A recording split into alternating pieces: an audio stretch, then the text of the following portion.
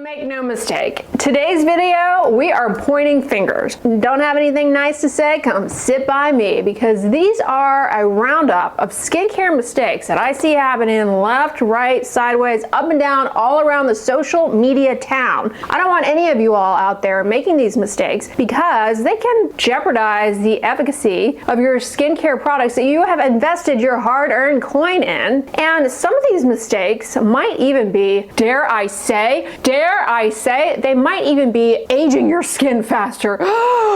Aging is perfectly normal. It just means time is going by, as it has a tendency to do, but we don't want to hasten that, okay? We don't want to hasten that, I understand. The first one is something that has taken off over the past several years, and it continues to increase, not necessarily in popularity, but people have just assumed doing this is a wise practice. And it's what I like to call the blue plate special approach of your skincare routine. Tuesday night is country fried steak, Wednesday night's pot pie, Thursday night we got catfish. Some people refer to this as skincare cycling. It started out with good intentions. You introduce an ingredient that might be irritating very slowly, use it just 1 or 2 nights a week, but people have taken that to a whole other level. They've taken that to a whole other level, and I'm getting questions, comments saying, can I use azelaic acid on Tuesday, salicylic acid on Wednesday, glycolic acid on Thursday, and a short contact approach with my retinol serum every 6th Sunday? Now, I've always recommended to you guys, when it comes to introducing new products, new ingredients, introduce them slowly, especially in the case of exfoliating acids, active ingredients that might be irritating. Try just using it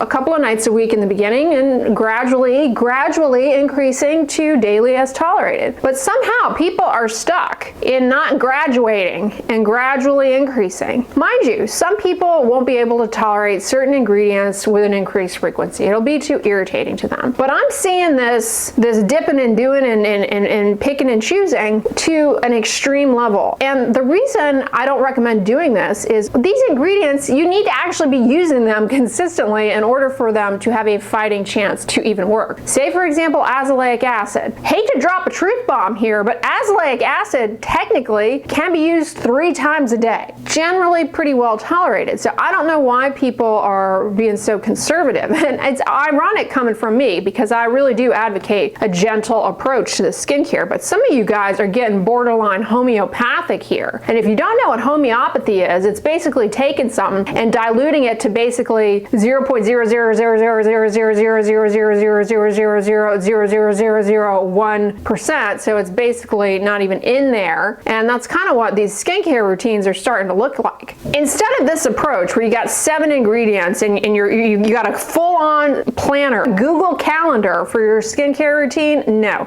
Instead say, all right, I'm going to focus on 1 ingredient and I'm going to try and work with that. Increase the frequency of use of that ingredient to daily. People who have really sensitive skin, I do recommend, consider introducing it at the once a week frequency, but try and push yourself at some point to increase the frequency so you can actually start seeing results from that ingredient, especially before considering bringing someone else into the fold. And someone else, I mean another ingredient, because I don't even know what people are doing these days with this flip-flop, pick and choose stuff. Number 2 needs to be said, because this is something I see out and about in the world. Different cities that I have visited recently, I'm seeing it, so it's not a Houston specific issue. And of course I see it on social media, but you got to be careful assuming that things that are popular on social media represent the greater good, if you will, represent the population at large, because it's only a fraction of the world, and a lot of times it's fake. And that's why are we vaping? Why are the young kids picking up vaping? Because this is not doing anyone any favors. Vaping is horrible for your health, and it is aging your skin. Nicotine in vapes is very pro-aging of your skin, of course. It vasoconstricts the blood vessels, depriving your skin of oxygen and the nutrients that it needs to recuperate, recover. And the stuff in these vapes is super inflammatory. Lots of harmful compounds that generate significant significant oxidative stress in the skin, rob your skin of antioxidants. Vaping damages the collagen, the elastin quality in your skin, contributing to wrinkles, and also leads to worsening of transepidermal water loss, poor water content quality, skin dryness, dehydration, as well as skin yellowing. These are all things that people figured out with tobacco smoking and came to realize, like, maybe I don't want to do that. But then vaping swooped on in as like this safer alternative, and vaping has taken on, people are like hooked on that stuff, and I don't care what vitamin C serum you are using. If you are vaping, you know, your priorities are off. Please do not buy the SkinCeuticals CE Ferulic. What is it these days? 134 or something dollars. Please do not buy that and diligently use it while sucking on a vape pen, because I can't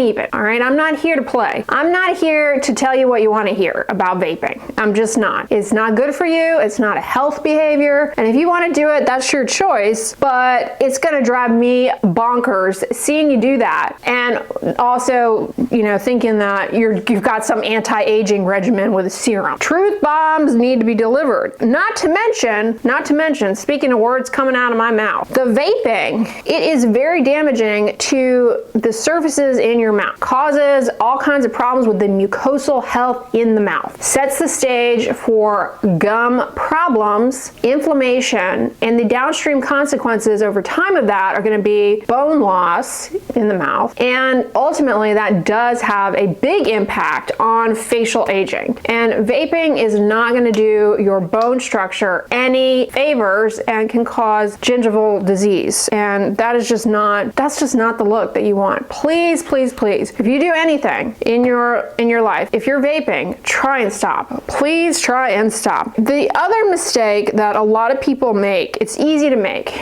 You're out, it's about to be summertime, and right now the weather, God, I don't want to jinx it. Knock on echo wall back there. I don't want to jinx it. The weather right now in Houston is gorgeous. It's a quick trick blessing, because pretty soon it's gonna be the cauldron weather. But a lot of people, you know, they go outdoors. Maybe they're outdoor at a patio, okay, imbibing in beverages that have citrus fruits in them, limes, lemons, oranges, and maybe you are the bartender and you're juicing. Oh my gosh! Word of warning, okay, a word of warning. You'll be thanking me. You will be thanking me. As a matter of fact, some of you have already made this mistake. You can recover from, but you just don't want to do it, right? It's like misfiring a nail gun. All right, and that is the citrus fruits, limes, lemons, any citrus fruit. The juices, these fruits contain furocoumarins, which when they get on your skin and interact with ultraviolet radiation, it causes a phytophotodermatitis. And classically, it'll be like these long little drips of blistery, painful rash where the juice drip down. Wherever the fruit touches your skin, you'll get a rash. And not just any rash. I mean, it's brutal. It is brutal. And it will often heal with hyperpigmentation. If you've got a deeper skin tone, that is going to take, unfortunately, a lot of time. It has to go by before that fades. And that is super frustrating, because it's not just a little dark spot. It's like a dark streak, dark line. People are going to be like, what happened there? Try not do that. Not just the citrus fruits though. I mean, that's the most common. They call it margarita dermatitis. The other plants that can do this are figs, celery, parsnip, Queen Anne's lace. Queen Anne's lace is this weed that grows, you know, so if you do gardening, outdoor activities, wear gloves, protect your skin from the sun and from the plants, because they can get on your skin and maybe have the furocoumarins and cause this. It's not fun. All right, speaking of fun in the sun, I pointed this mistake out before, but we're getting into the summer months and Debbie Downer is here to pop on up. Debbie Downer needs to pop on up, because I don't want you guys thinking that being out in the sun without sun protection in drinking alcohol is a smart thing to do. Alcohol makes you more sensitive to the sun. Drinking alcoholic beverages makes you more likely to burn. Alcohol robs the skin of the antioxidants needed to defend against ultraviolet radiation. The combination of alcohol and ultraviolet radiation is like a dynamic duo for skin damage. And when you are imbibing in alcoholic beverages, your judgment is impaired. And so you don't necessarily make the best decisions. So that might cause you to stay out in the sun much longer than you had intended, getting a sunburn. Again, the alcohol itself makes you more likely to burn, makes it so that you lose track of time. You're out there on the booze cruise. As a result, you forget about your sun protection game, everything I have taught you, all right? You're not thinking about it, so you're not reapplying, you're not seeking shade, and you've been out way too long, you get a bad burn. I don't want you all to make that mistake. Those of you who are like, I'm so tired of the sun protection messaging. It's like, why are you still here? Why are you still here? Because that's like what we do here. And I don't want you guys to make these mistakes because they're not fun. This is an acute sun injury type of thing. So put on a hat if you're gonna go to the booze cruise. If you're gonna be drinking outdoors on a patio, please bring a hat, cover up. Your skin will be like, thank you, thank you, thank you. Wear the sunscreen. Yeah, wear the sunscreen.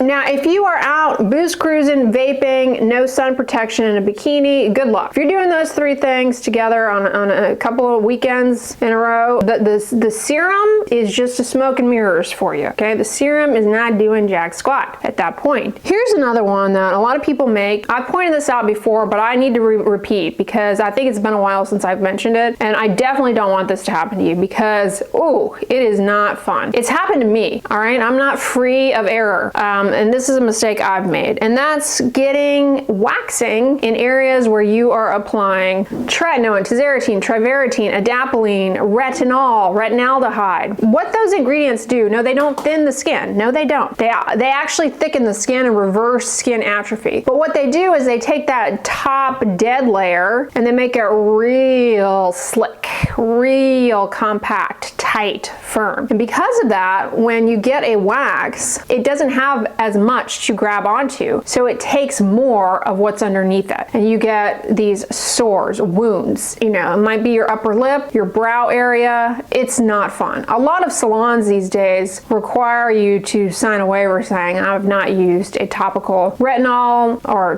prescription retinoid because it really will mess you up. Now for me, when I made this mistake, it wasn't actually retinol, topical retinoid. It was just using salicylic acid face wash because it can smooth the top layers of the skin. Mine wasn't as bad as I've seen it get. Also, you got to be careful if you were taking isotretinoin, commonly referred to as Accutane, getting waxing. Also can do this. Then the last mistake that a lot of people make for a number of reasons. Hard to get in to see a dermatologist. Seeing a dermatologist just is like not even a consideration anymore because there's not even one that lives in your city. That happens unfortunately. Dermatologists a lot of times concentrate in certain areas just due to the nature of many things outside of the scope of this video. A lot of you don't have access, expensive, time, etc. I understand all of those reasons, but sometimes people develop skin issues. Having any kind of skin issue is very distressing. And so what ends up happening is people try and take matters into their own hands, try and do things to get rid of the problem. And in doing so, they make the problem worse or they cause overlying skin rashes. And the unfortunate thing is, I pointed this out before, but please write it down. Write it down on a post-it note and put it on your bathroom mirror. Many, capital many, skin problems spontaneously resolve with no intervention. Meaning, if you don't have access to a dermatologist, you've got a skin problem. A lot of times, doing nothing, doing absolutely nothing, not attempting to self-treat with a cream or anything of that sort is the best thing because a lot of times things will just go away on their own. Not everything. I do suggest seeing a healthcare provider if you would develop some sort of skin problem because there are many skin problems out there. I suggest that, but do not try and self-treat things. Here's an example. A lot of people will develop rashes and they will go to the pharmacy and maybe the rash is itchy and they pick up a little hydrocortisone cream, or maybe they have an old prescription for a steroid cream lying around. They put this on the itchy rash, blindly unaware of the fact that what they actually have is ringworm, because ringworm, common name for dermatophytes, fungal infection, it is a sneaky snake. It can look like so many different things, so it's easy to get confused. Self-treat ringworm thinking it's dermatitis. The sad thing here is that the steroid suppresses the inflammation, suppresses the rash, makes everything look clear as can be, but the fungus among us is like, thank you,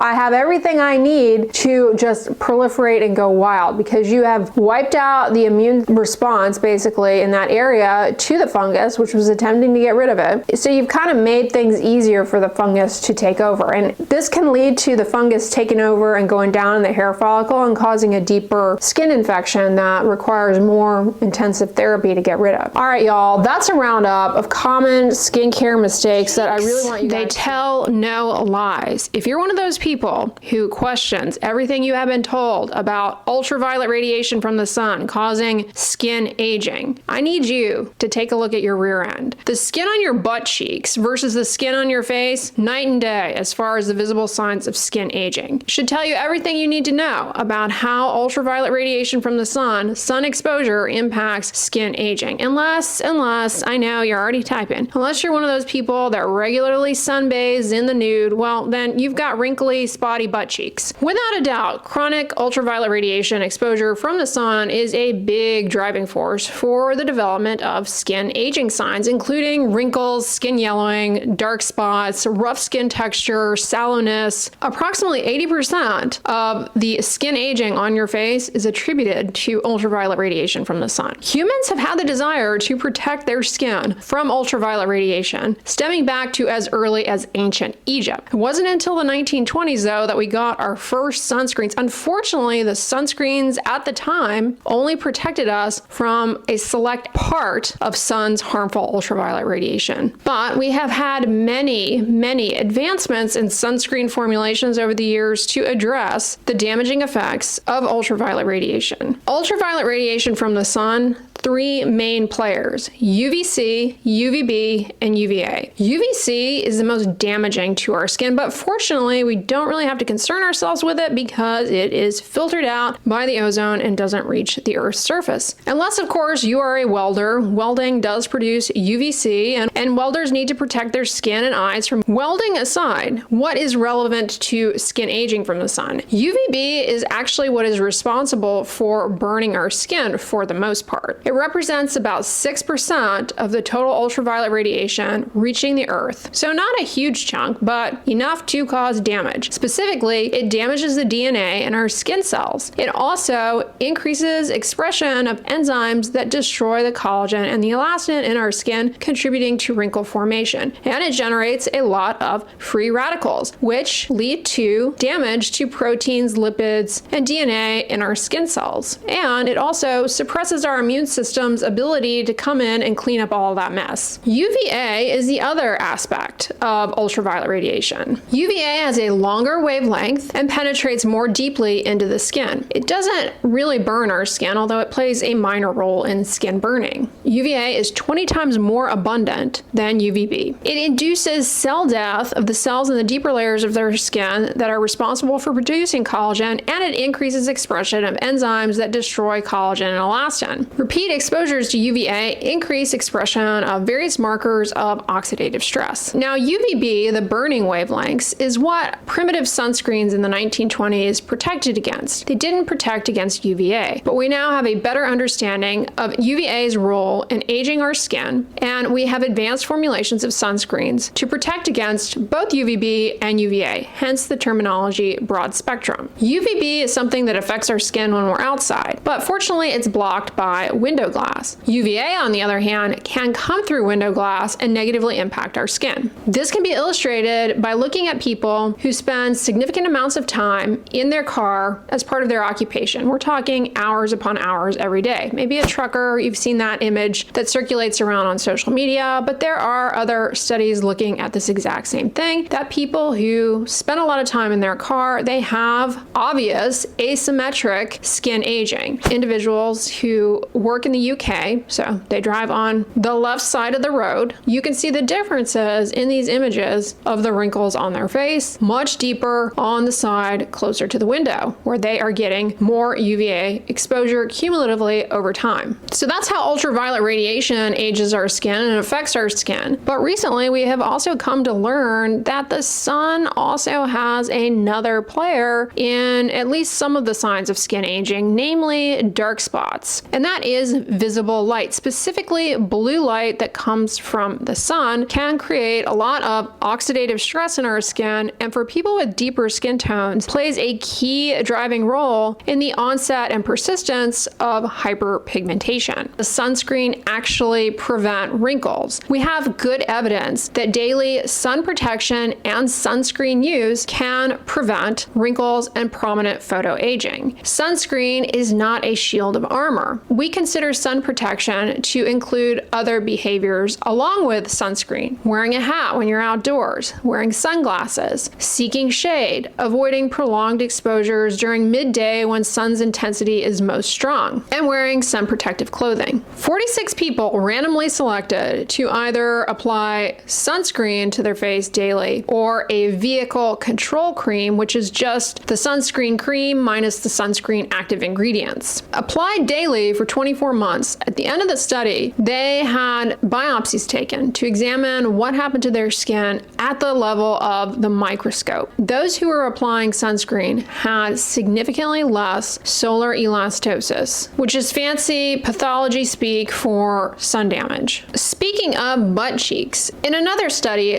12 subjects were exposed to 1 MED. MED stands for minimal erythematous dose. That's the minimal amount of ultraviolet radiation needed to begin to visibly damage your skin, the formation of noticeable redness. 3 different areas of their butt cheeks. They put either nothing to one area, to the other area they applied sunscreen, and to the third area they applied a vehicle cream. So the same cream but without the sunscreen ingredients. They also had another square that didn't get any ultraviolet radiation, so they could compare and contrast. These studies done on the butt cheeks are really good because there's not a lot of background existing sun damage, because for the most part, people do not sun their butt cheeks. The unprotected skin had significantly more melanization, meaning the dark discoloration, in an effort to protect the skin. The unprotected skin had an increase in stratum corneum and stratum granulosum thickness. These are parts of our epidermis which translate to coarser, rougher, uneven skin texture. And in the unprotected skin, there was a decrease in pro-collagen 1, so making less of that healthy collagen. All of these damaging changes were mitigated in the patches that had sunscreen, so suggesting that yes, sunscreen can protect from the damaging effects of ultraviolet radiation that lead to the visible signs of skin aging. Oh, it must be too late for me. No. We also have research to demonstrate that sunscreen seems to help in the reversal of existing sun damage. Patients who applied an SPF 30 sunscreen to their skin daily for 52 weeks, at the end of the study, there was significant improvement in skin texture, skin clarity, mottled hyperpigmentation, and discrete pigmentation. We have come to learn that sunscreens,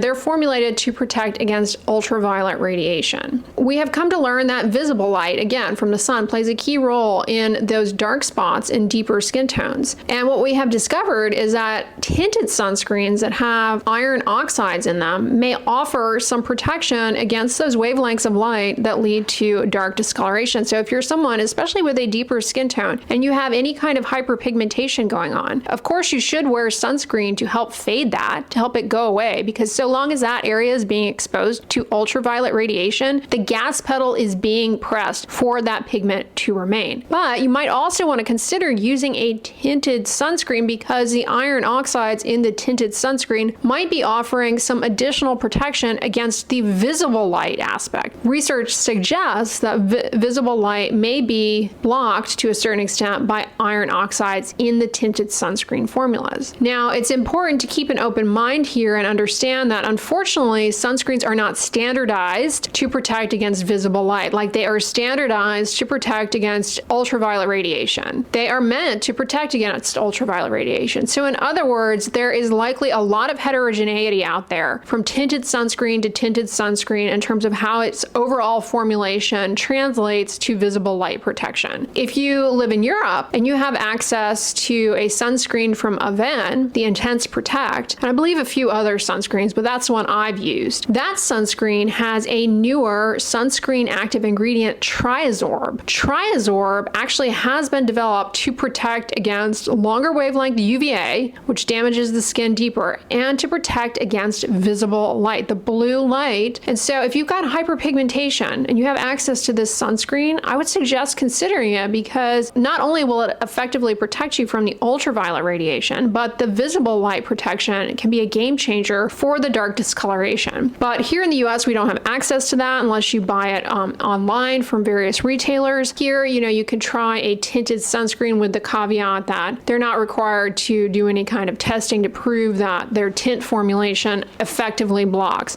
Also, as a side note, those of you who wear makeup, foundations, and things like that, those are tinted with iron oxides and may also offer protection. In fact, I often wonder, again, because keep in mind, we don't have a standardized test for this, but I have often thought to myself, would foundation be superior to tinted sunscreen for the visible light protection piece of things if we're relying on iron oxides? Because a lot of foundations are thick and really, really opaque. Tinted makeup foundations may also be something you want to consider, namely if you have a deeper skin tone and you're trying to target hyperpigmentation or melasma. If you don't have a deeper skin tone, if you're pale, you burn easily, it's not clear if the visible light protection from iron oxides translates into anything meaningful for you. We do have some evidence that suggests that visible light does generate oxidative stress on the skin and may play a contributing factor to the skin aging process, but it's unclear to what extent a tinted sunscreen is going to offer any kind of advantage to paler skin types. So to answer your question, yes, sunscreen use absolutely can help to prevent skin aging. Let's talk about the caveats here, because one of the problems you can run into, that many people run into with sunscreen, is it can cause you to make choices that maybe you wouldn't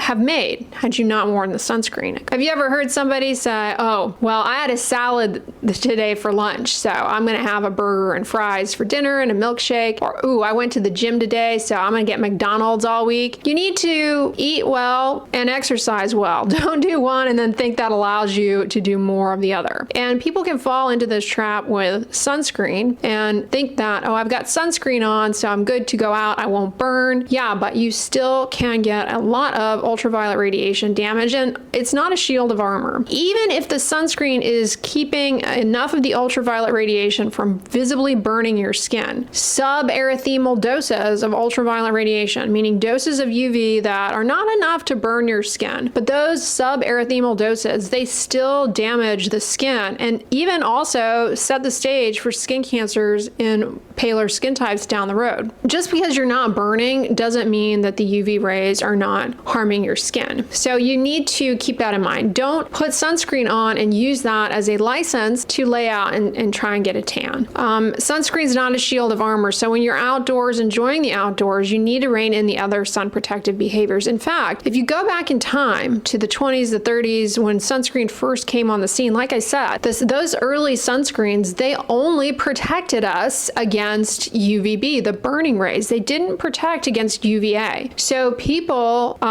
who used them felt like, oh, I can stay out in the sun longer. This was also around a time where sun tanning, sunbathing was becoming a popular practice. That was not a thing prior to that. It was not a thing to be sun tanning. So sunscreen allowed people to do the practice of sun tanning without getting a burn. So when you're not burning, you stay out longer. And that behavior led people to get way too much ultraviolet radiation exposure, setting the stage for prominent skin aging and skin cancers. Not to mention smoking was a lot more common back then than it is today. And that is like a double whammy right there. You've all seen the picture of the lifeguard with sunscreen on the nose. Like, all right, well, your nose isn't burning, but the rest of your body is getting a lot of ultraviolet ultraviolet radiation. So you need to rein in other behaviors. Wear a hat, sunglasses to protect your eyes, of course, and also seek shade. Don't stay out in the sun too long during midday hours when the sun is most intense. Wear sun protective clothing. And when it comes to sunscreen, you also need to reapply it when you are outside, every 2 hours while you're outside. Now, if you're indoors most of the day, you need to kind of use your own discretion about when and whether or not to reapply. If you're indoors all day and you're not going out, then probably don't need to. The sunscreen is just helpful for like the incidental exposures, which can add up over time. Remember what I said about the suberythemal doses. They can add up. And it also depends on where you live, right? I live in a glorified sunbed. It's very sunny here. The UV index is quite high,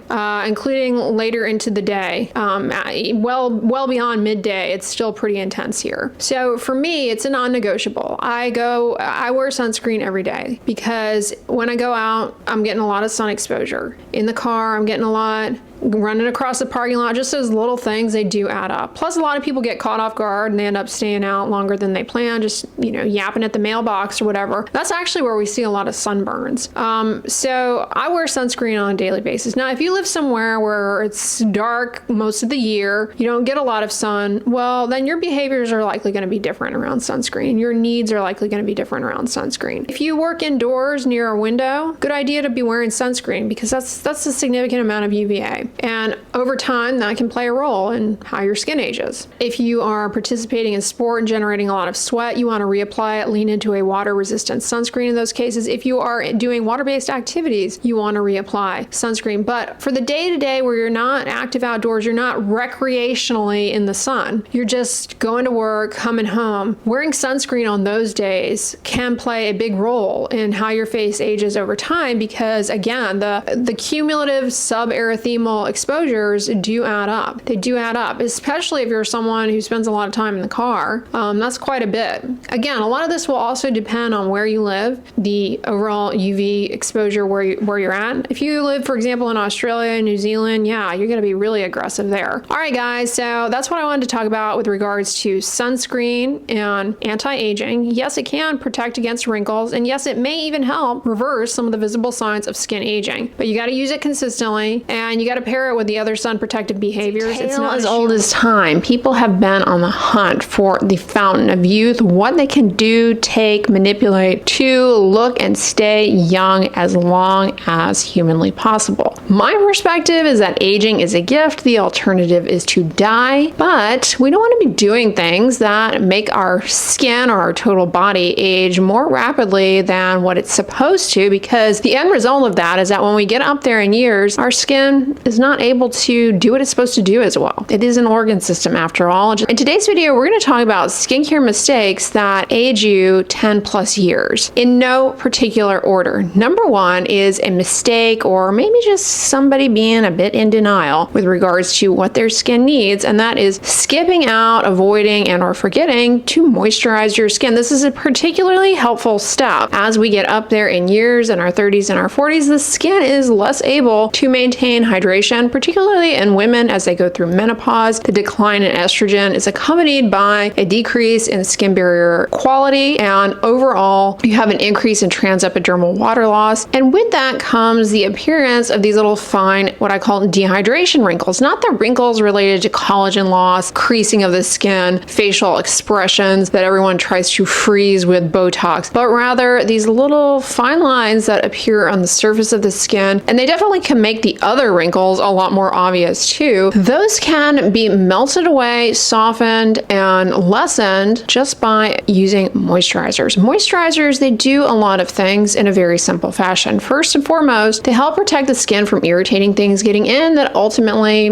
may, to a certain extent, contribute to more skin aging through free radical generation, but also skin irritation, redness, skin problems. Moisturizers also help to improve the water content, which has a huge impact in terms of benefits for your skin. As the water content in skin's outermost layer improves, everything plumps up, smooths out, even those expression wrinkles, they're a little less obvious. They're somewhat softened, blurred a bit, especially if you're using a thicker, richer moisturizer. But from a functional standpoint, your skin barrier is better able to make the components that it needs to make in order to act as a barrier. And when the water content is optimized through the reduction in transepidermal water loss, which as a reminder increases as we get older, once that water content is optimized, then guess what? The natural turnover processes of the epidermis, its maturation, differentiation, and let's start the track all over again because that's how epidermis works. That starts to go along at a very reasonable rate. And by reasonable, I mean it happens more efficiently. The maturation process goes better because it relies on water to do that. With age and the decline in water content and just age-related change in general, the natural turnover processes of the outermost layer, they slow down, and as a result, you get the buildup of dry, rough skin texture, and then people come in saying, oh, you've got to exfoliate, you've got to exfoliate. Yes, exfoliation does have a role, especially in more mature skin types. However, you might not need to be doing it if you stay on top of regularly moisturizing your skin, and that includes moisturizing your body as well. And you can get as fancy or as no frills as you want in terms of moisturizers. Moisturizers with petrolatum are going to be really robust at reducing transepidermal water loss, but they can feel greasy and heavy, in particular on the face. Although some people, myself included, are like, yeah, I don't care. So great options. Also dimethicone, glycerin, ceramides, hyaluronic acid. These are all wonderful moisturizing ingredients. Number two should come as no surprise to you, but a lot of people skip out on this, and you may even be freaked out like, why didn't she mention this one first? And you'll understand why. And that is just not using sunscreen, either because you're not in the habit of doing it, or you don't feel as though you need it, or you feel like, oh, it's too late. What is that going to do for me? I'm not at the beach. I'm not going to burn. So why do I even need it? Daily use of sunscreen, starting at any age for that matter, can definitely help slow down the accumulation of age-related changes in the skin. Now, how your skin ages in response to sun exposure does have a lot to do with your background skin color, how melanin rich your skin is. People who have paler skin types, they tend to develop wrinkles related to cumulative sun exposure much earlier than people with richly melanated skin. On the flip side, people with richly melanated skin tend to develop dark spots, uneven skin tone as a result of cumulative sun exposure. All groups can benefit from daily consistent use of a broad spectrum sunscreen, even on days where you're not out at the beach, you're not laying out by the pool, you're mostly indoors. It definitely adds up. It's the daily habit that over time makes a huge difference and can help, including starting now, it can help reverse some of the visible signs of skin aging, including if you have more richly melanated skin. Yes, that has been demonstrated in clinical studies. But here is the thing that a lot of people don't realize about using sunscreen every single day, and that is, guess what? Sunscreens are moisturizers. So you get a 2-for-1 in your routine, in your daytime routine. You're putting something on your skin that can help protect against the damaging effects of ultraviolet radiation that accelerates skin aging, and you also are applying a moisturizer. So you get a 2-for in reducing the transepidermal water loss throughout the day, helping to improve water content. It's underrated. A lot of people debate like, oh, I don't feel like I need to wear a sunscreen. Listen, there is benefit to be had from wearing sunscreen daily. There's no study that shows that putting sunscreen on your face every single day causes your skin any harm, provided you're not allergic to some ingredient in it. And there are studies that show that people who wear sunscreen every single day have better outcomes as far as overall reduced burden of sun damage and premature skin aging. So it is definitely worth doing. And I also say this to a skincare enthusiastic audience who tries out and is interested in all sorts of jazzy skincare products marketed towards anti-aging. This is the biggest science-backed anti-aging product you could have in a skincare routine. And all of those other things arguably are completely useless without good sun protection. So number 3 is something that a lot of people do, myself included, or I used to be in the habit of it, and now I'm a lot better. And that is forgetting to put skincare, particularly moisturizers and sun protection, on your neck, on the backs of your hands, on the backs of your arms. Listen, these are areas that are even more vulnerable, arguably, to the cumulative effects of sun damage that accelerate skin aging. The neck, in particular, is very delicate. So not only does it see a lot of ultraviolet radiation, but it develops age-related changes from the sun much more profoundly. In fact, there is a type of sun damage to the neck called poikiloderma of Savant that people with paler paler skin types tend to develop, and people with more richly melanated skin types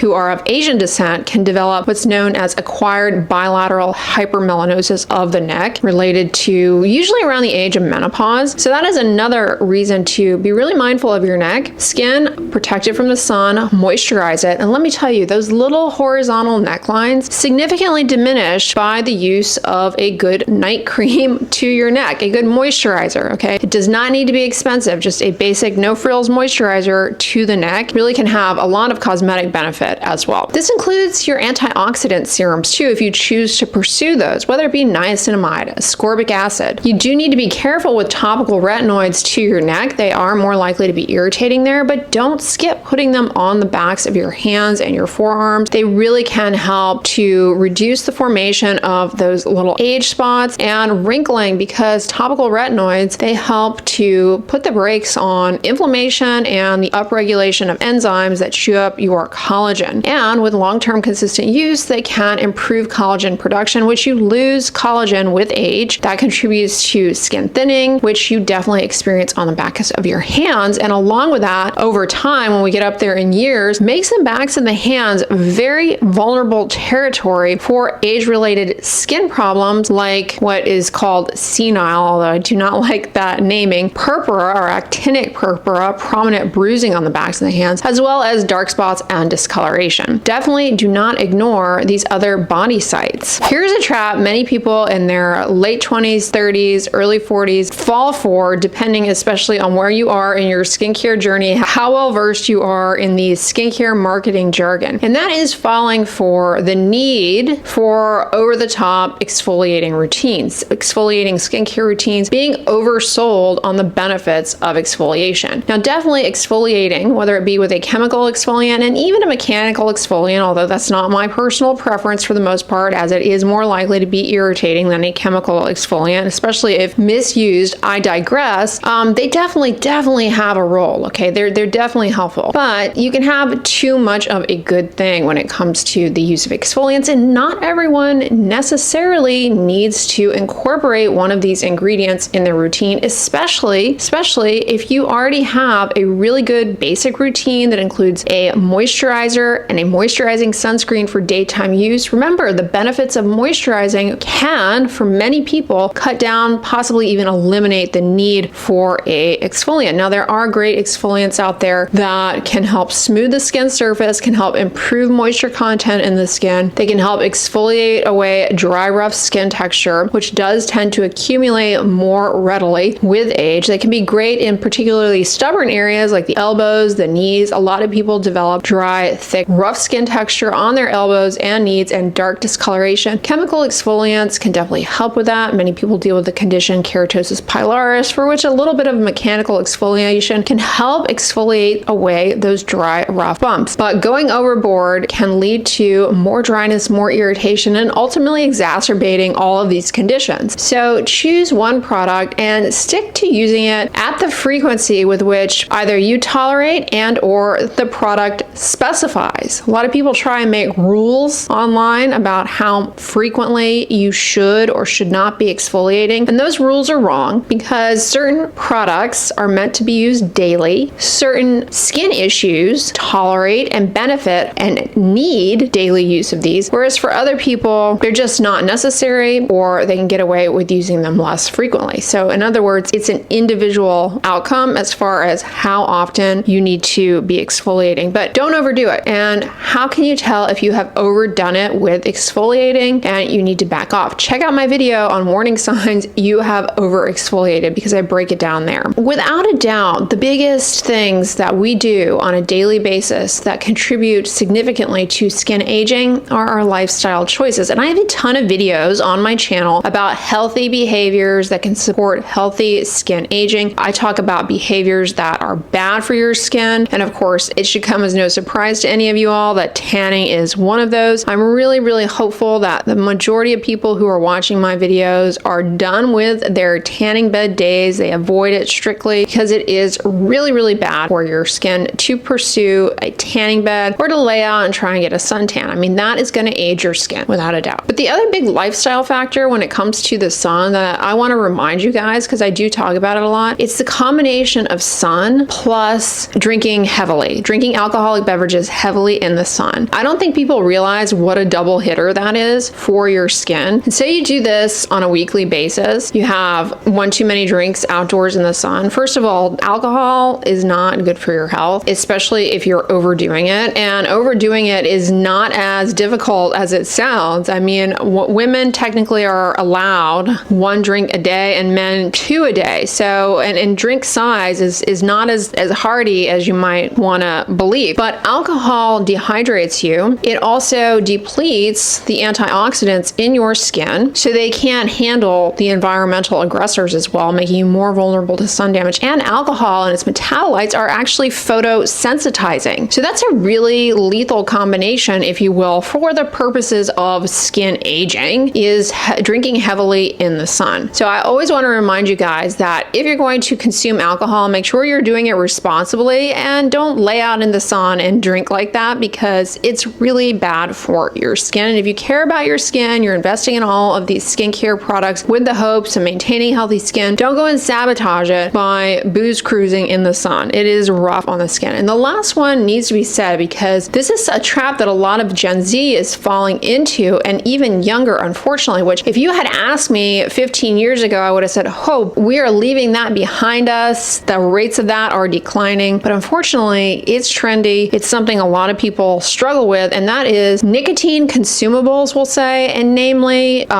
smoking, of course, smoking tobacco, but also now really popular is vaping. And this is not good for your skin. It causes skin yellowing. It depletes the antioxidants. It creates a lot of free radical stress. It's not good for your body, period. It's really bad for your organ systems. It is bad for you. Nicotine is not good for your skin. Consuming these things deprives the skin of micronutrients by reducing blood flow. People who smoke, they have very much so exaggerated signs of skin aging. All of the things that happen as a result of cumulative sun damage over time, coarse wrinkles, dry, rough skin texture, enlarged pores, much more prominent, and at an earlier age. Profound wrinkles as well. Let's not forget that, especially around the mouth. I mean, they call them smoker's lines for a reason. Much more intense, much earlier onset than is necessary. Not good for your skin. That's also going to slow down healing. So you smoke and your skin cannot repair damage as readily. It accumulates over time. So don't smoke, don't vape. Those things are really bad for your health, for your skin. And that also includes other smokables. Anything that you can smoke, whether it be a pipe, a cigar, because a lot of people seem to put pipes and cigars on a pedestal, like they're scholarly and they're cool.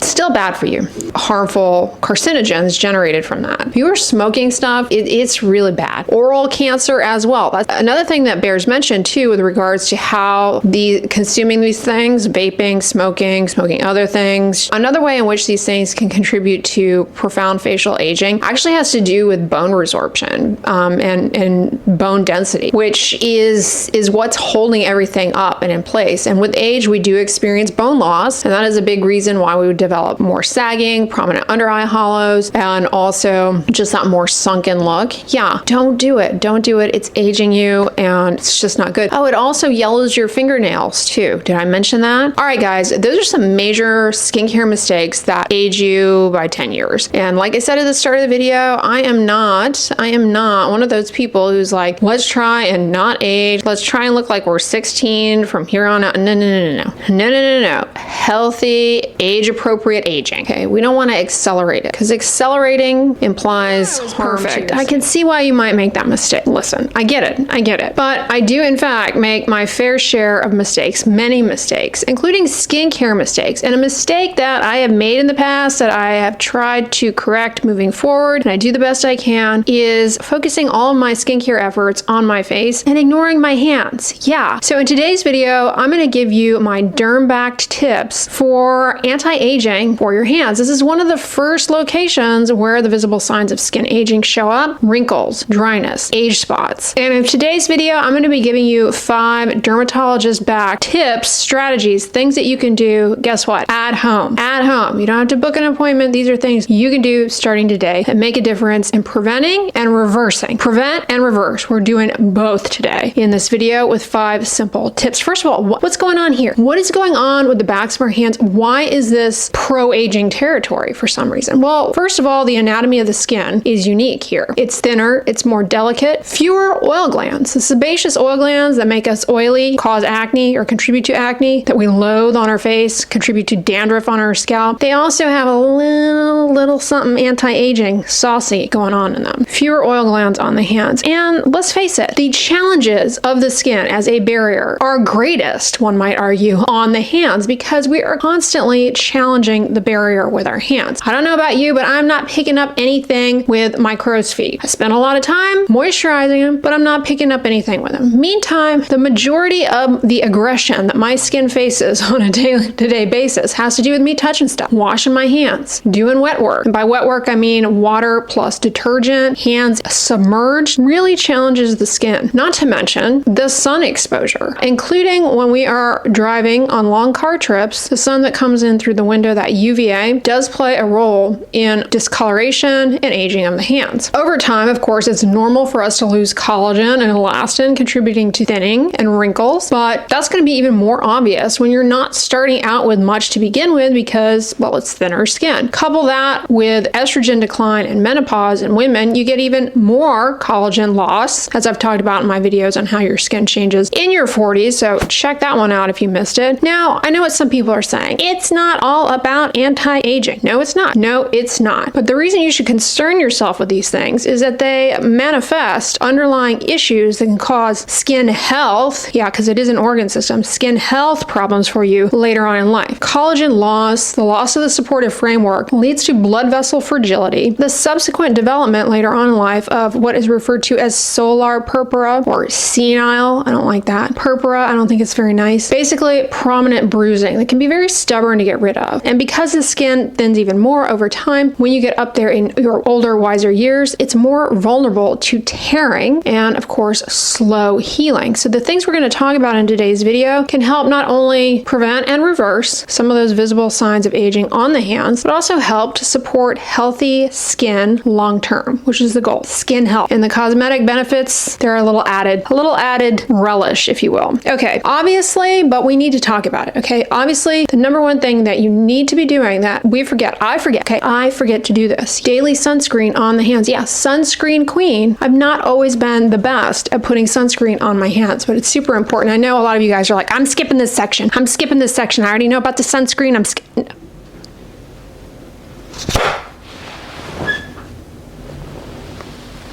Listen, Margaret, sunscreen is doing quite a bit for you. First of all, yes, it is a preventative for slowing down collagen destruction from sun exposure. It is a preventative for preventing dark spots, and it does prevent those dark spots, the discoloration. And hello, it protects against the DNA damage that can set the stage for skin cancers later on in life. Skin health metric again. The other reason to be really proactive with using sunscreen is that, as I point out, and people forget, sunscreen is a moisturizer. Moisturizers on the hands are going to be your friends for reversing dryness, keeping hand skin healthy, helping to support barrier integrity, cutting down on irritation, oxidative stress. I mean, it has additive benefit to just be moisturizing your hands with a protective sunscreen. So I suggest SPF 30 or higher to the hands daily to protect from dryness and from UV damage. It's a good idea to keep a travel size one with you in your purse, for example, so you can reapply on the go. Make sure you reapply after you pat dry the hands after cleansing, because you will inevitably rinse some of it off. Plus, after you wash your hands, you want to moisturize them to cut down on dryness and irritation. Now, if you're going to be taking a long road trip, you might want to invest in either UV protective films or some UPF driving gloves, which I have, of course, sunscreen queen. You know, I have the UPF protective clothing as well. Bit of an investment. It pays off. It pays off. I have two pairs actually. Yeah, 2 pairs. I'm fancy like that. 2 pairs from Coolie Bar, not sponsored. moving away from the sun protection, or you've already skipped to this point. And if you've skipped to this point, then number 2, another one you probably think you already know all about, but we're going to talk about it anyway because I guarantee there are some pointers here that you don't know about. And that is consider, not mandatory, but consider using your retinoid, if you're already using one, to your face. Consider using it on your hand. Why not? Why not? You say, I don't use a retinoid. Have you considered using adapalene over the counter? Yeah, it's an FDA-approved acne treatment, but yes, off-label, it can help to reverse sunspots. It can help to improve collagen production, which is going to help to thicken the deeper layers of the skin. It can be used on the backs of the hands. Of all of the topical retinoids, it's one of the easiest to tolerate. Can be drying, can be irritating, but on the back of the hands, definitely worth doing. Retinoids also help calm down inflammation. They help to put the brakes on the upregulation of enzymes that damage your collagen. Remember, you want to preserve as much as possible the collagen that you have there because it's not very much, right? It's not a very thick area of the body in terms of skin on the backs of the hands. One thing about retinoids that is not spoken about enough is that with long-term consistent use of a topical retinoid, it can actually help to improve skin barrier integrity. Ultimately, that's going to help keep the hands hydrated, and it's going to help cut down on irritation to environmental exposures. It's going to strengthen the skin barrier, which, as a reminder, skin barrier integrity can decline with age and with menopause as well. Topical retinoids also can help to reverse and prevent sunspots, age spots. They can be really effective. Now, if you're not using a prescription retinoid, you don't have access to over-the-counter adapalene as is sold here. There's also retinol and there's retinaldehyde. These are cosmetic ingredients that have been shown to improve collagen production, to lighten age spots. So they are marketed as cosmetics because they can't make drug claims. They're marketed as being able to improve the visible signs of skin aging. Also on the backs of the hands. Yeah, so that's another alternative as well. Number 3, let's talk about targeted treatments, if you will, for the backs of the hands. We're going to keep it really simple here because I don't like overwhelming with a bunch of different active ingredients because just irritation, spending money, compliance. I mean, it's just the more things you tack on, the less likely you are to do them. When we're talking about dark spots, we already talked about sunscreen, we already talked about retinoids. The other thing that is worth considering is a topical called Systamine, brand name Cispera, but there are a lot of others out there. And this is a product that you can use to lighten sunspots. It is widely used in richly melanated skin types to fade various types of hyperpigmentation, as these groups are more inclined to develop hyperpigmentation, including, as the result of cumulative sun damage. This topical basically acts to reduce some of the melanin that is accumulated in those spots, and it also acts as an antioxidant to cut down on oxidative stress that would otherwise drive more pigmentation, as well as damage to the supportive framework of your skin. This active ingredient, Systamine, it's interesting in that it's used a little bit unconventionally from what we're used to using as far as skincare products, in that you apply it and you leave it on as directed, usually about 15 to 20 minutes, and then you actually rinse it off. So it's a little bit of a diva ingredient to incorporate into your routine, but if you're motivated to do it, you could do it in the morning when you wake up. You apply it to dry hands, let it sit on there maybe while you make your coffee, and then you just rinse it off and follow it with a moisturizer, or of course for daytime use, a moisturizing sunscreen. It does not increase sun sensitivity, and with consistent use, it can help to fade sunspots on the backs of your hands. It takes about 6 weeks to start seeing much of an improvement, but you start seeing optimal results around 8 to 12 weeks. Can be pricey, but there are a variety of different brands that have their version of it. For example, Urban Skin RX has one that you might consider. Not sponsored. The other active that is worth considering applying to your hands, especially if you already have it and you're rubbing it all over your body, it's like put a little love on the backs of your hands, and that is 12% lactic acid. And you may be going, whoa,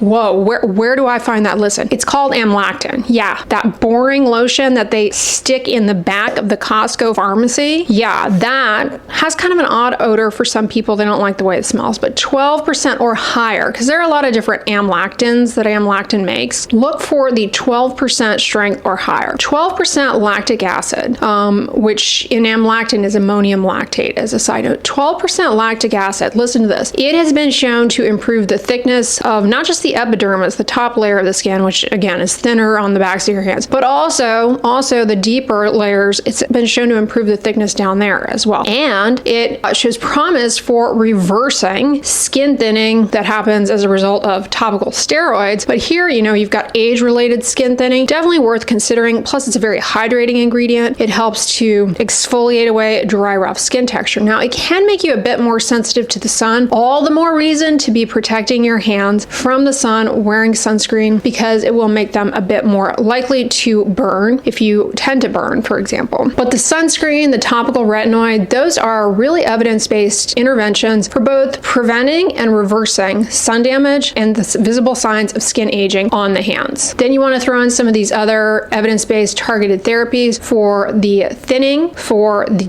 sunspots, worth considering if you want to go all in. But taking a step back, okay, because we've touched on point number 4 a lot already, but we're going to focus on it in its own point, and that is, and you're going to get annoyed. You're going to get annoyed, and you're going to think, I'm skipping over this. Moisturizer. You need to be moisturizing your hands more consistently than arguably any other part of your body. And I'm queen moisturizer, okay? Those of you guys who watch the vlogs and, you know, my outros and in the weekend videos where, I mean, you're like, dang, this girl and the moisturizer, she just doesn't rest with it. The hands, like I said, they're touching, they're exposed to hand soaps, detergents, household cleaning products, stuff that you touch. I mean, you go in the gas station, you shop around, you touch a bunch of things. Maybe you pick up a magazine, the inks transfer to your hands, a newspaper. I know nobody reads newspapers anymore, but some people end up coming in contact with them. The inks transfer to your hands can be irritating, drying, just little things like that, okay? You're like me, you like your Mrs. Meyer's counter spray. I'm always spritzing that down. I mean, I don't know what it is, something in my brain. I feel a sense of inner peace. I feel renewed, refreshed if I can just mist down a countertop and wipe it off with a clean cloth. It's like cosplaying cleaning,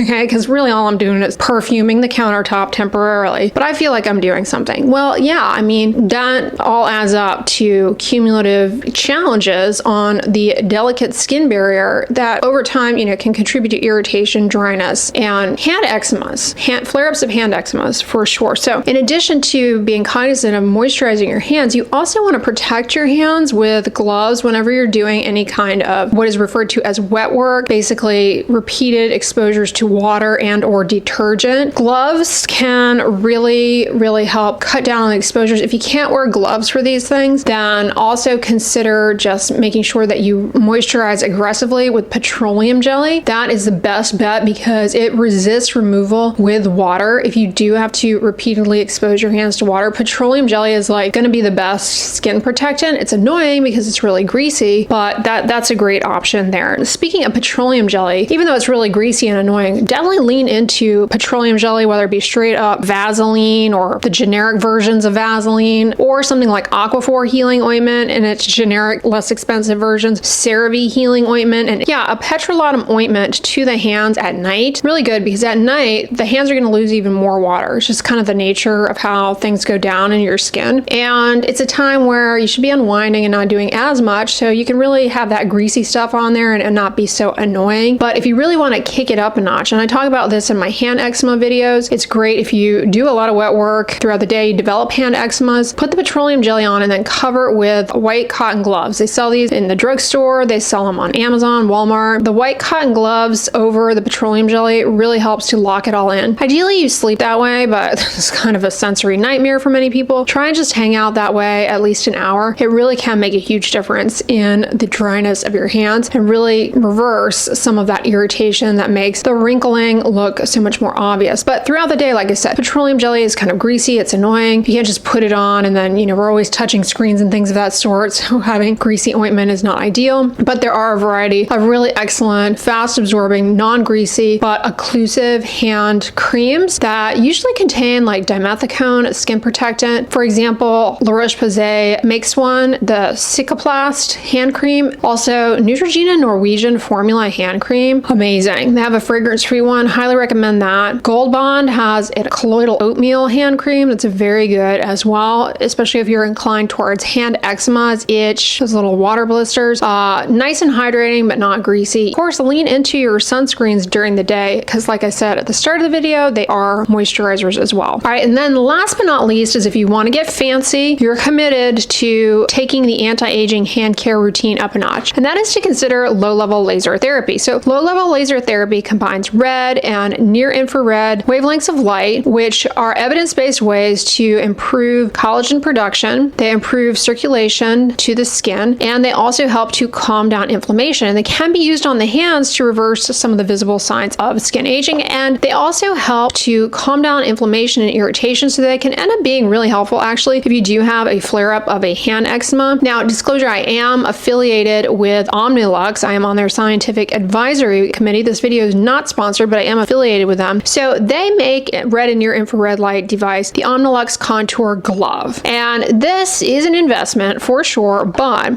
it's pretty easy to do. So here's what it looks like. And you just Velcro it in place.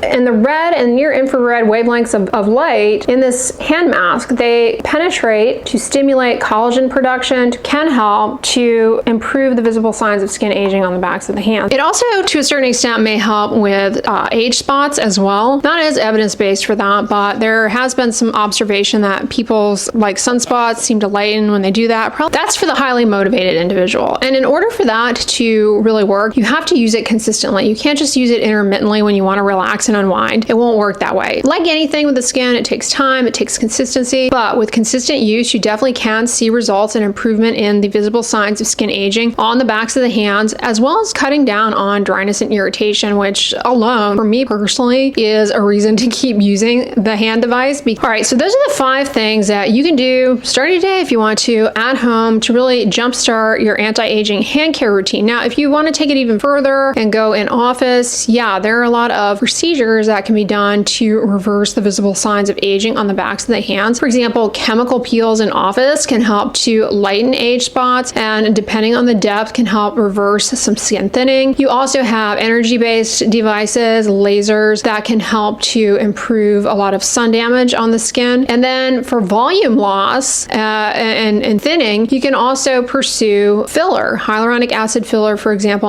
or Sculptra. That can actually help to replace that lost volume and long-term help to strengthen the integrity of the backs of the hands. But today's video is focused on things that you can do at home. And remember, anti-aging skincare doesn't have to be complicated, and it isn't just focused on the cosmetic benefit. These tips can not only help to ward off those signs of skin aging, but also can help potentially slow down the accumulation of damaging changes that would make your skin more vulnerable to tearing, to persistent bruising, to slow wound healing, and of course, depending on your skin type, to certain sun-induced skin neck. While I am an aspiring lyricist, unfortunately today I will not be dropping any rhymes for you guys. I know.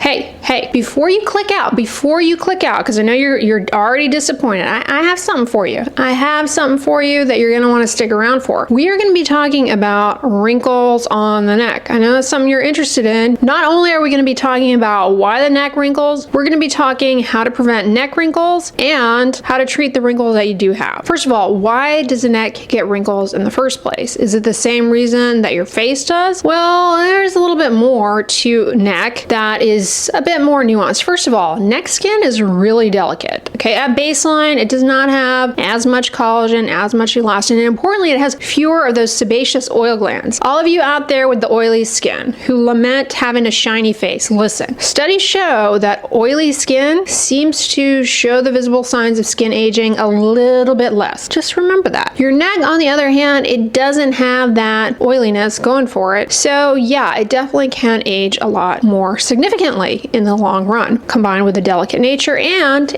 neck skin is really exposed. Our neck sees a lot of environmental aggressors, and unfortunately, it's often neglected territory. We spend all of this time, money, and effort on our face only to forget about our neck. For example, many people are recently trying their very best to get in the habit of wearing sunscreen, sun protection, or maybe you're just one of those people who's done it for a long time now. You're a vet. Are you putting it on your neck though? That's the question. Are you protecting your neck? In fact, some women develop something called poikiloderma of Savant. It's a particular type of neck aging where you have kind of mottled discoloration, you have skin atrophy, kind of has this reddish brownish appearance. You know, genetics and lifestyle or other things can't change your genes per se, but your lifestyle factors that contribute to aging of the face, yeah, they contribute to aging of your neck as well. Binge drinking alcohol in the sun, smoking cigarettes, vaping, not good for the aging process. You will be more wrinkly if you overdo it with those things. And the other elephant in the room that people don't like to talk about, but it's true, I'm sorry to say, is what is described as tech neck, prominent horizontal necklines due to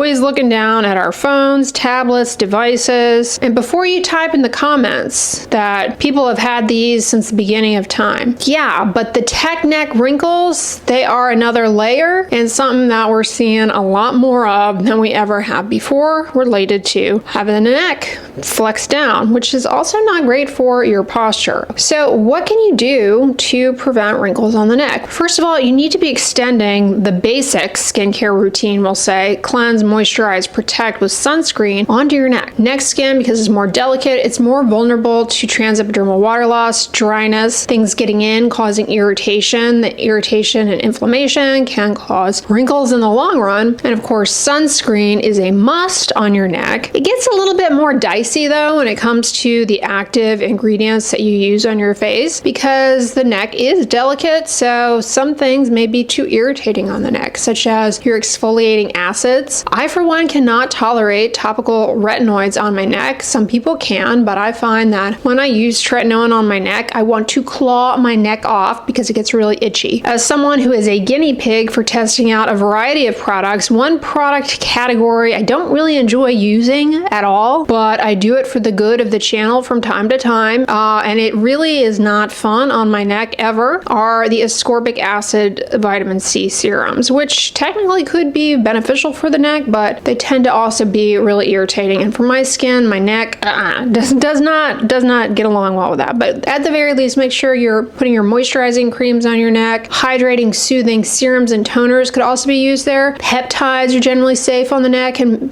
through their hydrating effects may improve temporarily the appearance of wrinkles. But don't just focus all your efforts on the front of your neck, the back of the neck too. Some people develop very prominent, deep wrinkles on the back of their neck related to sun exposure. Make sure you're putting sunscreen back there. Here's another thing that may be a contributing factor to aging of the skin on the neck. That is actually spraying your perfume on your neck. A lot of people develop a contact dermatitis to the fragrances, and a lot of that is actually aggravated by the combination of the perfume ingredients plus exposure to sun, that kind of double hitter. So consider spraying your perfume elsewhere, not on your neck. Don't just rely on sunscreen. Get some kind of sun protective shield. Scarf can be great if you live in a colder climate, because you can still get a lot of sun even if it's cold out. The other thing to help prevent the horizontal neck creases related to bending down, put your phone at eye level, okay? Put your head up, put your phone at eye level, okay? If you have a laptop, get a laptop elevating stand to bring the screen up to eye level so you're not looking down like that. Let me tell you, I did this a couple of years ago. I want to say around 2020 time. I got a laptop elevator. Game changer, okay? Game changer. You'll be able to get so much more done, focus better, and you'll be a lot more comfortable. Just positioning. Positioning makes all the difference and can help prevent those deep horizontal neck wrinkles. Try holding things at eye level instead of down like this. What can you do to actively treat wrinkles on the neck? At home. At home, all right? Because I know you guys like to do things at home. Booking an appointment, yikes! You want to do everything possible at home. I get it. I mean, that's why my hair is as long as it is, because I don't want to go online and book an appointment and make time to go in to have it cut. So, it gets long.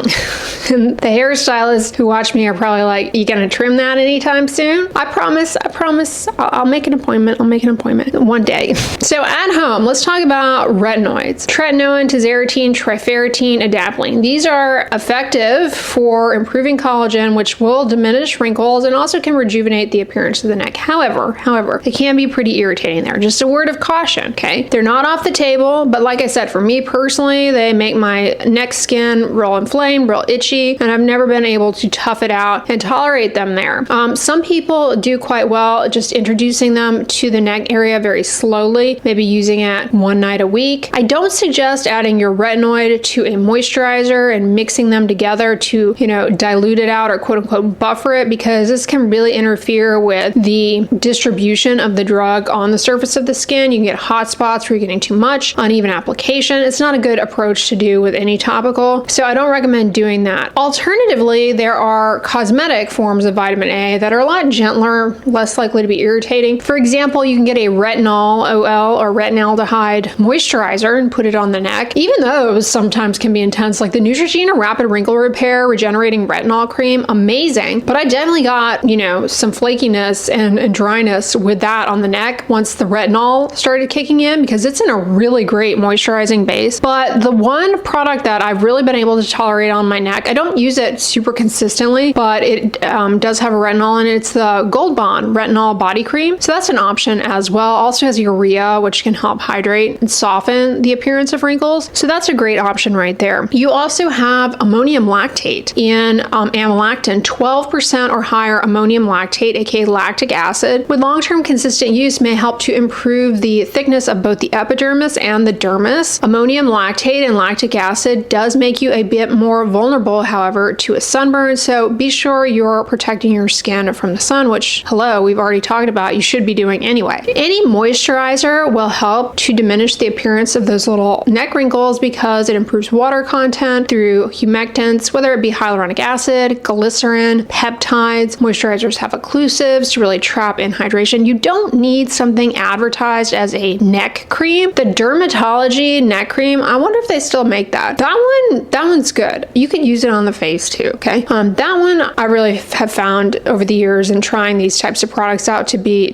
really good. But no, you don't necessarily need a dedicated neck cream, but dedicated neck creams do tend to be very thick, very rich. The other thing that you can do at home is low-level laser therapy, photobiomodulation with red and near infrared wavelengths of light, a device for the neck and décolleté that delivers the red and near infrared light to the skin in a meaningful way. And what this can do is stimulate the fibroblasts in the deeper layers of the skin to make more collagen, so you get lessening of wrinkles. And it also can help with moisture content in the skin. It can help reduce inflammation and rejuvenate the appearance of neck skin and the décolleté area as well. It only works, however, if you actually use it consistently. You can't just use it as a one-off thing or, really focus on it for a couple of weeks out of the year and then expect it to do much. And in order to maintain the results, you do need to continue using it on an ongoing basis. So if you're not someone who can really stick to that type of thing, don't invest in the device because it's an investment for sure. But if you're going to use it, it definitely can work to improve the appearance of wrinkles on the neck. In office, there are a variety of cosmetic procedures. They will be out-of-pocket expenses, can be a bit of an investment, but depending on what you're dealing with, that might get you more closer to the results that you're looking for. Because skincare products, at-home stuff, it's great, can make a difference, but it can only take you so far. So if you want to do more in-office procedures, have a consultation, of course, to find out what treatments are going to be right for you and your specific goals. But some common cosmetic procedures for tackling wrinkles on the neck, rejuvenating the appearance of aging skin on the neck, would include neuromodulators like Botox to address neck bands and wrinkles that appear with movement dynamic wrinkles. Then strategically placed filler can help to diminish deeper wrinkles that are present at rest. Radiofrequency microneedling also can help to firm the skin and improve the appearance of both aging and wrinkles. It works to stimulate collagen production. There are various laser treatments that can resurface the skin, improve the appearance of sun damage, and lessen wrinkles. And then to get rid of wrinkles that are mostly caused by laxity, sagging, Ult therapy, which is ultrasound, can tighten and firm the neck, reducing those neck wrinkles. So that's why they happen, how to prevent them, and how to go about correcting them. But big take-home point here, you want to avoid common mistakes that set you up for neck wrinkles. And that is, don't make the mistake of neglecting your neck. Treat your neck like you would your face, for the most part, at least with the basics of a good skincare routine of cleanse, moisturize, and protect. I cannot emphasize enough the protection piece of things. You will see images in dermatology journals, cases presented in different grand rounds formats, where people have like zero sun damage on their face, or minimal sun damage on their face, I should say, and extensive sun damage, photoaging, hyperpigmentation, discoloration, wrinkles, sallowness, mottled uneven pigmentation, telangiectasias on the neck, all related to unprotected sun exposure. Be really careful with the harsher actives, okay? A lot of people hear this blanket advice, treat your face like your neck, and so they go putting their full-on skincare routine there. But if you are using chemical exfoliants, for example, or in my case, even ascorbic acid serums make my neck like rebel against me, it can be causing a lot of dryness and irritation. It may be causing more problems versus offering benefit. The number one mistake that you want to avoid is waiting too long to address your neck skin, okay? Prevention.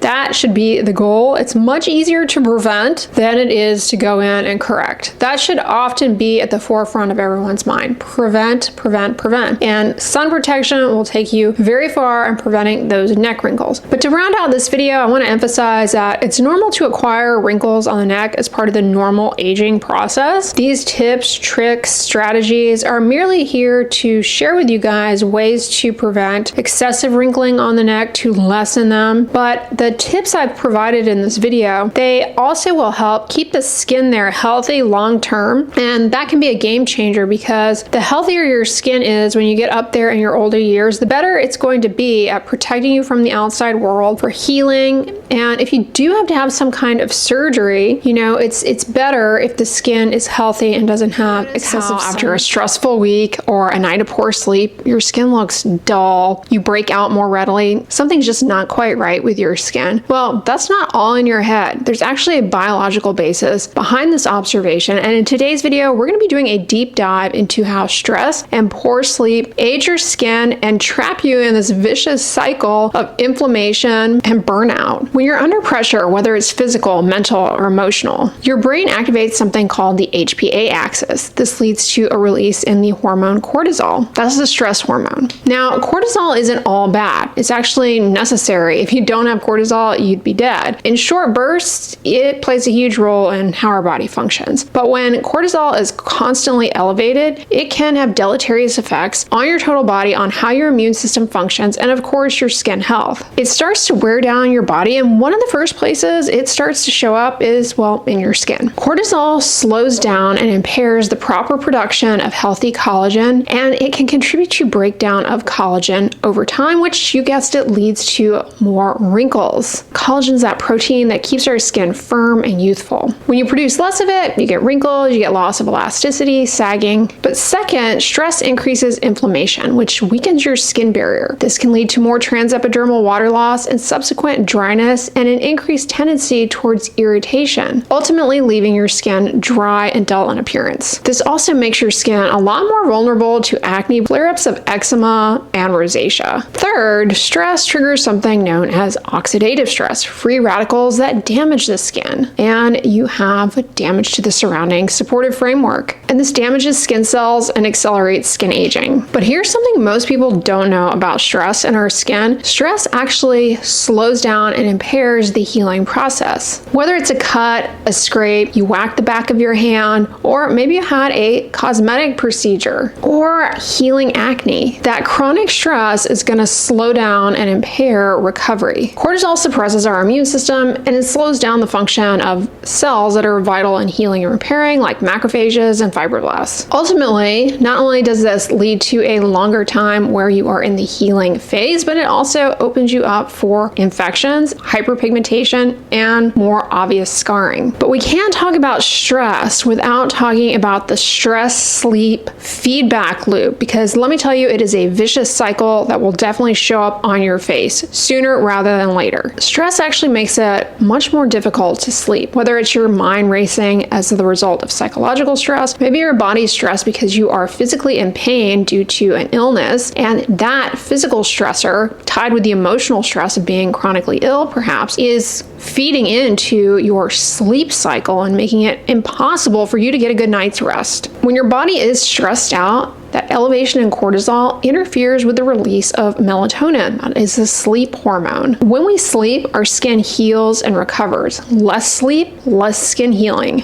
And when you don't sleep well, your skin looks duller, drier, is more vulnerable to irritation. It becomes more inflamed, breakouts and other skin conditions flare. The worst part about it, though, is that inadequate sleep further raises your cortisol, making you more stressed out. You become stressed out. The next night, it's even harder to get a proper night's sleep. So it becomes this vicious feedback loop. Ultimately, your skin pays the price. How exactly does chronic stress show up on your face? Fine lines show up earlier. You have loss of elasticity, dullness, more frequent flare-ups of acne, eczema, rosacea, not to mention puffy under eye bags, and delayed healing with a greater tendency towards persistent stubborn redness known as post-inflammatory erythema, or stubborn persistent hyperpigmentation known as post-inflammatory hyperpigmentation. All right, now that you are stressed out, how can we go about managing our stress? Like I said at the beginning of the video, cortisol is not not the devil and you need it. Short bursts of it are as nature intended. And you want some degree of stress in your life because a soft life, so to speak, makes you, well, weak and actually more vulnerable to health problems. So you need a little bit of friction in your life. I'm not advocating for a completely stress-free life. You need to challenge yourself. Focus on stress management techniques like breathing techniques. Exercise is your best friend. Exercise is a great way to release endorphins, which help with stress management and also helps improve your sleep quality. Doesn't have to be aggressive, intense exercise. Just increasing the amount of walking that you do on a day-to-day basis can pay off dividends. Stick to a consistent sleep routine, even on the weekends. Don't let the weekends throw you off track, staying up late, binge watching some series on Netflix, only to be sleep deprived when Monday rolls around and you're all out of whack.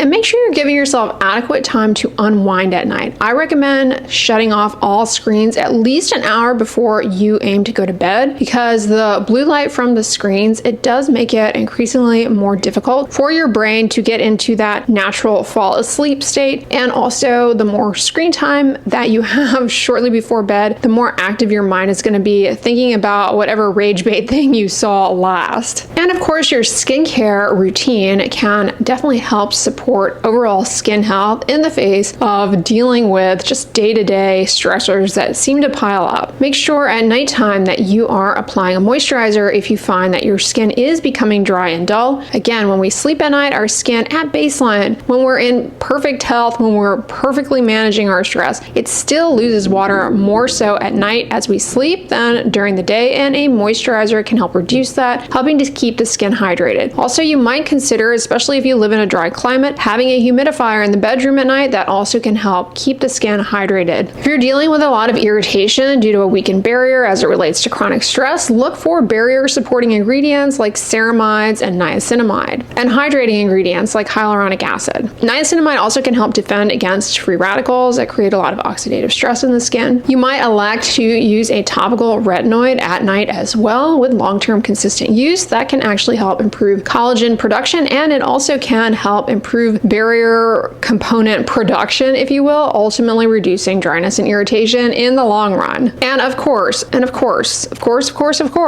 your sunscreen every day. Not only is it going to protect you from the environmental aggressor, that fireball in the sky, the ultraviolet radiation from the sun that destroys our collagen, but I've said it before, I'll say it again, it's a moisturizer. It's going to help keep the skin moisturized, reduce dryness, and ultimately reduce irritation. When it's all said and done, my opinion as a dermatologist, your skin health is not merely a reflection of did you make the right choice in skincare products. In fact, you'd be surprised at how little to do with skin health the majority of skincare products ultimately end up contributing. What makes the biggest difference are the lifestyle factors, and stress management along with good quality sleep. That is an award-winning power duo that no dropper bottle contains. There's not a cream that can replace that. So if your skin is really struggling, I encourage you to look beyond products, because at the end of the day, they play a minor supporting role. Focus on the main character, you and your lifestyle. Take a look at how you're managing stress. What can you say no to in your daily life? Maybe you are self-sabotaging your health, and of course it's showing up on your face, by taking on things that stress you out and don't really help in the long run. Turn off the screens. Less screen time should lead to an overall reduction in stress. And really think critically, am I getting enough rest? Am I sleeping solidly throughout the night? Am I getting that 7 to 9 hours that an adult should be getting? Also, if you have a couple of nights of poor sleep, try to not focus on that. Try and not be like, oh my gosh, I didn't sleep last night, because you can actually get in another vicious cycle where you become stressed out about your poor sleep. Your stress is already increased because you didn't sleep well, but you become even more stressed out about not sleeping well. You overthink it, and the following night, you have an even more difficult time falling asleep. So move on from a bad night of sleep. Get through the day as best you can. If you're able to take a little power nap, perfect. If not, just try and do better the next night,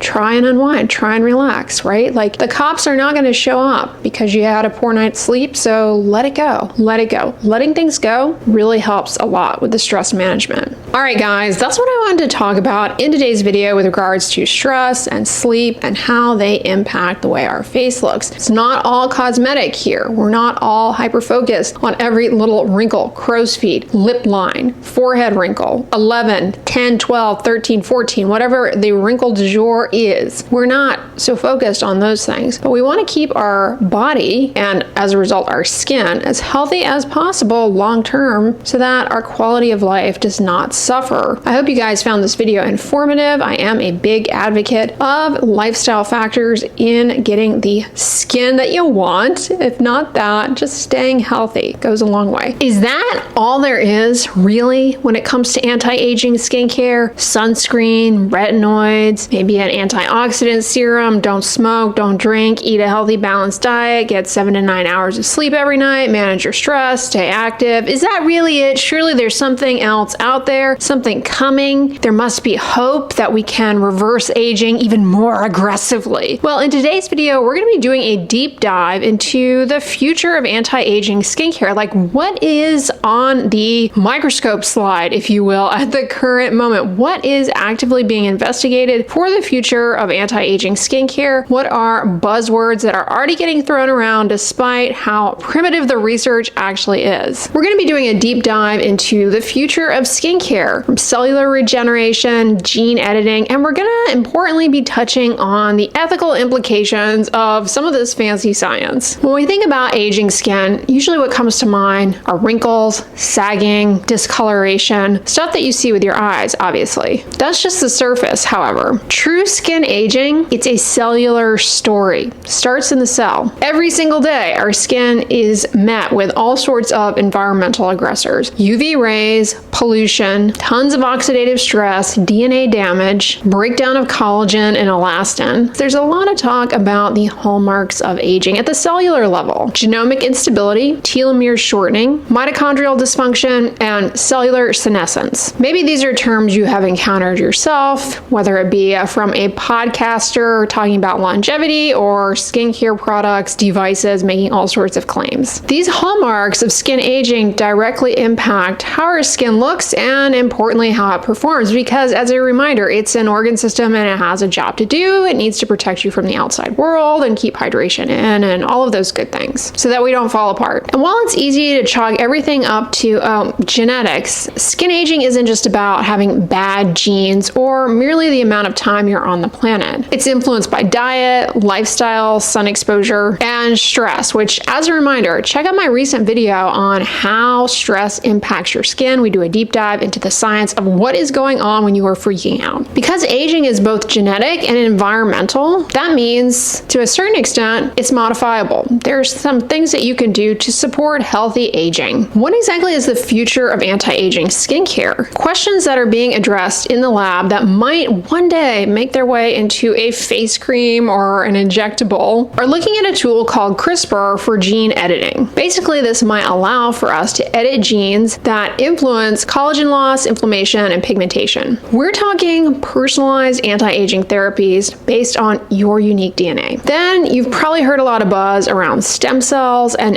exosomes, and I have videos on my channel explaining what exactly are exosomes, how do stem cells work, do they even work in skincare? As I pointed out in those videos, however, stem cell therapy and exosomes are an area of active and ongoing research with regards to total body health, a variety of different medical conditions, diseases, and skin health. Specifically, looking at their potential for regenerating the skin, not just repairing, but regenerating, essentially renewing from within. And you cannot escape AI these days, artificial intelligence. Check out my recent video on should you use an AI skincare routine? Should you entertain ChatGPT to make your skincare selections? Your eyes will be opened into its limitations. Analyzing skin at a microscopic level and building skincare routines with ingredients that are tailored to you and your biology, in theory, that is where this is headed. We are basically embarking on a frontier of personalized skincare, hyper customized, individualized skincare based on your genetic makeup. I mean, we all know the topicals at the moment that are evidence-based to work. And if you're wondering what those are, check out my video on my top 5 evidence-based anti-aging skincare ingredients that actually work. But what is the future? Where is science looking to push the envelope even further? Let me know in the comments, have you heard the term senolytics or xenomorphics? Senescent cells are otherwise known as zombie cells. These are cells that stop dividing. They stop dividing, but they refuse to die, so they're just kind of hanging out there. They cause a lot of inflammation. They're sort of a nuisance, and they're thought to contribute to accelerating the aging process. Senolytics are drugs that aim to clear them up, whereas xenomorphics are drugs that essentially suppress them. Both of these approaches aim to restore more youthful cellular function. I already know you guys have heard a lot of buzz around NAD, and I even have a video here on should you be using NAD in your skincare. Definitely check that out because we go over the pluses and minuses, the limitations, and where the science really stands. What the heck is NAD? It's a molecule that essentially fuels cellular energy. And with age, this molecule declines. So there's a lot of talk around boosting NAD to improve skin aging and total body aging. So a lot of the science is aimed at seeing how we can improve NAD levels, as it may help reverse the signs of aging. Then there's this whole category of epigenetics. Basically, you have DNA, and then you have all of this stuff on top of it that kind of controls essentially its accessibility. That's a very, very generic way to describe it. But epigenetic modulators are another avenue of anti-aging therapeutics of interest in research development. Basically, the goal of these therapies is to influence how genes are expressed without actually altering the DNA itself. But wait, if all of that sounds too cool, too exciting, just calm down, all right? Cool your jets, because it's one thing to look at cells in a dish, to get excited about research at the bench. But when it comes to delivering therapeutics to the skin, that's the question. Delivery. How do you get these things into the skin effectively? How do you get them to go into the right compartments in the skin to do what they need to do to have the intended effect? And how do you make sure there aren't off-target biological effects? This is a real concern that the science is not at that point yet to say, yeah, applying exosomes, applying gene editing or whatever onto the skin, it's going to get exactly where it needs to go, and it's not going to negatively impact any bystander cells. It's not going to turn on programs in already problematic cells to make them even more problematic or accelerate their alteration into frank cancer potentially. But in an ideal world, in the future, we will have delivery systems that allow these ingredients to get exactly where they need to go, take out the guesswork, basically precision skincare down to the molecular level. As I emphasize in as many videos as possible, when it comes to anti-aging skincare products, they play a minor supporting role. It is all about your lifestyle habits, and nutrition is huge. Poor nutrition does not bode well for your aging at all. No matter how high tech, how fancy, how sophisticated, sciencey your skincare gets, if you don't have the lifestyle factors in place,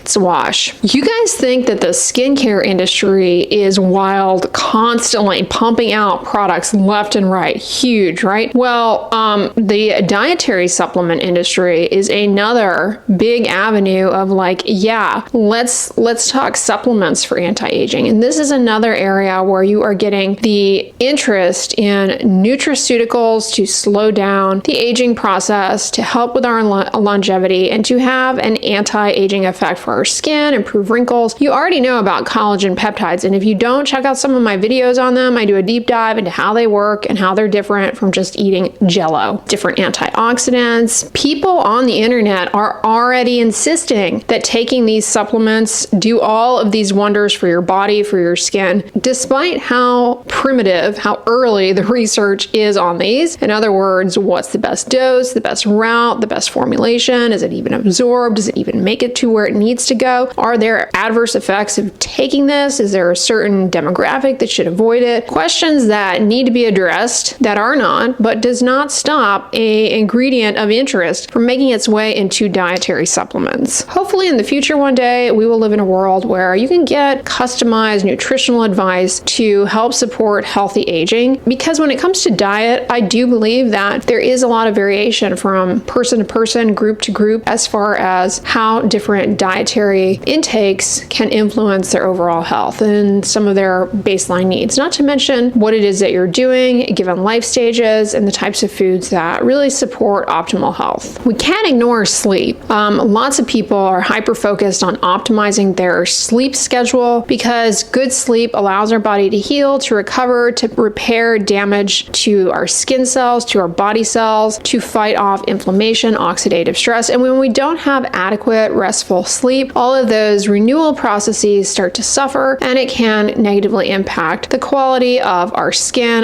health. Right now, though, we give a lot of generic advice with regards to sleep and how many hours you should go to sleep. Most people think that you should go to bed in the evening and wake up early in the morning, but maybe there are some people whose biology does better with staying up later and sleeping in. Like, is that something that for some people ends up being better suited to their chronotype, as it's called, and does that end up boding well for their overall health in the long run? Like, forcing someone to go to bed early and wake up early, they might not just be of the makeup to unwind like that and to go to sleep. And as a result, there is some evidence that people who are built like that, when they try and follow the typical recommendations, the typical need, I should say, of going to bed early and waking up early, they really suffer. They have more car crashes, they have more mood disorders, all sorts of health problems, likely related to just chronically being just a touch behind in your sleep, trying to catch up with everybody else. Where it stands now, however, keep in mind that things like exosomes, PDRN, gene editing, stem cells, these are all areas of active and ongoing research, but the research is nowhere near ready to say, okay, this face cream, yeah, it's going to have this beneficial effect. For the most part, skincare brands are just capitalizing on high search volumes, early research to convince their customers that they are offering something specific, something unique, something science-backed that is cutting edge and advanced, but it's really not quite there yet. And you may just be spending more money on something that at the end of the day, at best is moisturizing the skin and at worst has just degraded in that bottle. As it stands now and likely into the future, stick to the basics of a mild cleanser, a moisturizer, and of course prioritize sun protection. If you are so motivated and if it's right for you, a topical retinoid remains one of the most evidence-based ingredients for supporting healthy skin aging, for improving collagen production to minimize wrinkles and the visible signs of skin aging. Even in this high-tech, cutting-edge world, the basics still reign supreme despite all of the high-tech innovations that allegedly are going on. Last but not least, I want to touch on the sort of ethical implications. Like, how far is too far? Just because we can, should we? That's an important question to ask whenever any new technology comes about, is developed. Like, should we be editing our genes to stay youthful? Should we attempt with science to reverse aging completely? Like, completely do away with hair graying? It does kind of create a very homogeneous appearing society, one would imagine. Is beauty enhancement worth biological modification? And importantly, what is all of this going to cost? Is the average person going to be able to afford this, or is this just going to become another one of those keeping up with the Joneses type of things? We might just be approaching a future, as dystopian as it sounds, where having old skin, wrinkles, some dark spots, gray hair is a choice. I don't know. Sounds a little bit too freaky to me. Let me know what you guys think. All right, guys, science is unlocking a new era of all sorts of exciting innovations. Only time will tell where these things go, but at the end of the day, sunscreen, basic skincare routine of cleansing and moisturizing, consider a topical retinoid, and watch your lifestyle habits. Don't drink excessively, don't smoke, get good sleep, eat a balanced diet, the boring stuff. It's evidence-based, it works, and it can help tremendously. I hope you guys found this video informative. If so, give it a thumbs up, share it with your friends, and as always, don't forget, sunscreen and subscribe. I'll talk to you guys tomorrow. Bye!